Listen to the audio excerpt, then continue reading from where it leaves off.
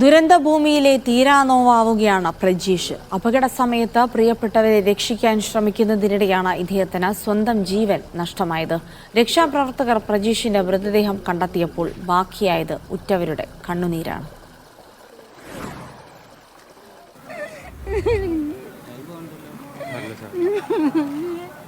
നിങ്ങളെ പോലെ തരാ പോയി എല്ലാവരും സഹായിക്കാൻ പോയത് എന്റെ മോനെ.